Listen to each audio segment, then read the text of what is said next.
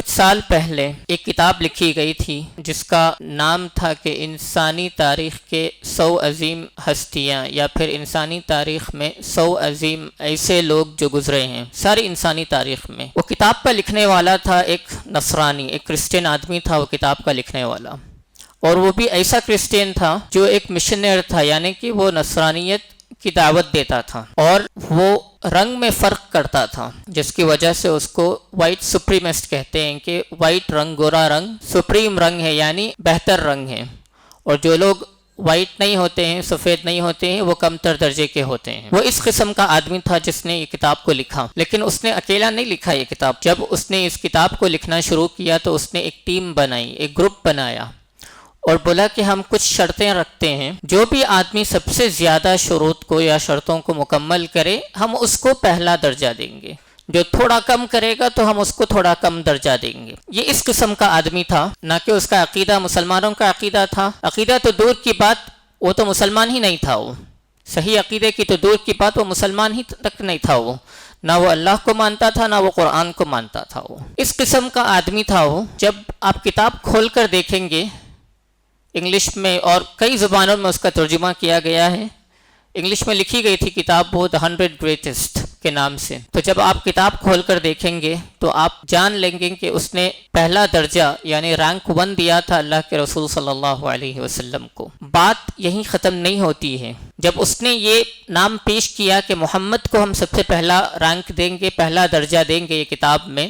انسانی تاریخ کا سب سے عظیم آدمی جو گزرا ہے وہ اللہ کے رسول ہے، تو اس نے محمد کا نام لیا صلی اللہ علیہ وسلم۔ ہم تو ان کو پیغمبر مانتے ہیں، ہم ان کی پیروی اور اتباع کرتے ہیں، اور اس کو ہمارے عقیدت کا ایک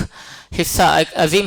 حصہ جانتے ہیں ہم اس کو۔ لیکن یہ آدمی اس قسم کا نہیں تھا، تو اس نے اس کے گروپ کے سامنے بولا کہ ہم تو نصرانی ہیں، لیکن اس کے ساتھ ساتھ دل گوارا نہیں کیا کہ ہم عیسیٰ علیہ السلام، جس کو انہوں نے جیسس کرائسٹ کا نام لیا، ان کو پہلا رینک دیں۔ تو جب اس کے گروپ نے اس سے سوالات کیا تو مناقشہ ہوا، ڈسکشن ہوا، ڈیبیٹ ہوا، تو وہ بولا کہ عیسیٰ اور اللہ کے رسول صلی اللہ علیہ وسلم کے دونوں کے درمیان ہم مقارنہ کرتے ہیں، کمپیریزن کرتے ہیں اور دیکھتے ہیں۔ تو اس نے اپنی بات سامنے رکھی، بولا کہ اللہ کے رسول ایک طرف، محمد ایک طرف اور عیسیٰ ایک طرف، دونوں کو ہم نبی مانتے ہیں، ایک پر ہم ایمان لاتے ہیں اور ایک پر ہم ایمان لانے کے ساتھ ساتھ اتباع بھی کرتے ہیں۔ لیکن یہ اور یہ آدمی کے جو گروپ تھے، یا جو آدمی کے ساتھ اس کے کارکن تھے، یہ لوگ تو نہیں مانتے تھے، یہ لوگ تو صرف ایک ہی آدمی کو مانتے تھے اور اس کی بھی تعلیمات کو مکمل طور سے نہیں جانتے تھے۔ یہ اس قسم کے لوگ تھے۔ تو اس نے اپنی بات رکھ کر کہی کہ محمد ایک شوہر تھا نبی ہونے کے ساتھ ساتھ،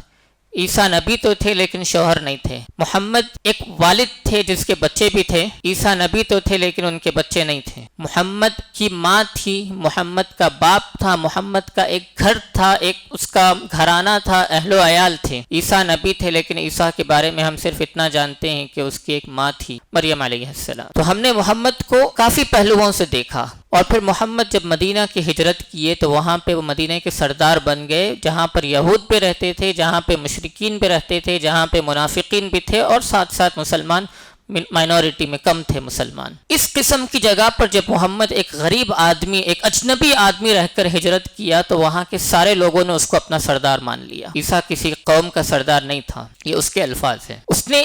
اتنا زیادہ مقارنہ کیا، اتنا کمپیریزن کیا کہ اس کے سارے گروپ نے، سب نے تسلیم کر لیا کہ محمد کو ہم پہلا رینک دیں گے۔ تو ہم کو شاید یہ محسوس ہوتا ہوگا کہ عیسیٰ کو وہ دوسرا رینک دیا ہوگا، لیکن آپ کتاب کھول کر دیکھیں تو عیسیٰ کو اس نے تیسرا رینک دیا، دوسرا درجہ بھی نہیں دیا عیسیٰ علیہ الصلوۃ والسلام کو۔